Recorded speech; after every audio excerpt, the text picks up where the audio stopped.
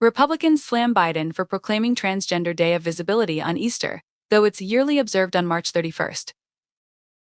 Republicans are taking aim at President Joe Biden for proclaiming Easter Sunday as the Transgender Day of Visibility, though the 2 days only coincided this year by chance.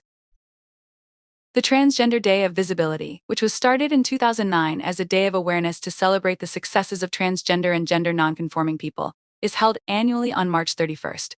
The date of Easter, meanwhile, changes from year to year. But several Republicans seized on Biden's proclamation to attack the president.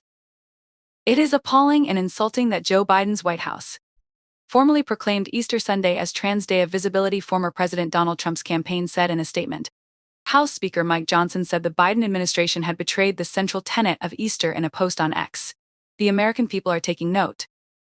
White House spokesperson Andrew Bates said in a statement Saturday, as a Christian who celebrates Easter with family, President Biden stands for bringing people together and upholding the dignity and freedoms of every American.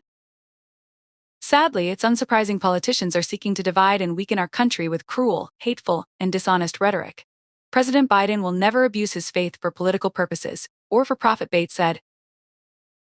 In this year's presidential proclamation, Biden said the Transgender Day of Visibility honors the extraordinary courage and contributions of transgender Americans.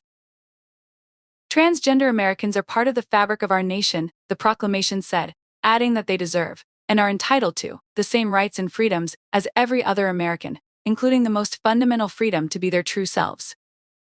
While touting his administration's work to advance transgender rights, such as lifting the transgender military ban, the president slammed Republican-led efforts to curb protections for trans Americans, describing them as bullying and discrimination.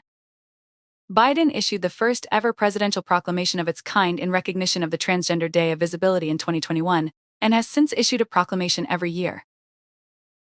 The national debate over transgender rights has grown increasingly contentious, with Republican lawmakers at the state and federal level calling for a range of stringent laws, including restrictions on gender-affirming care for minors and excluding trans women from competing in sports teams that align with their gender identity. Trump, the presumptive GOP nominee, has made the issue a talking point, promising to ban men from participating in women's sports. Several states have already moved to enact such a ban, expanding on other anti-LGBTQ efforts.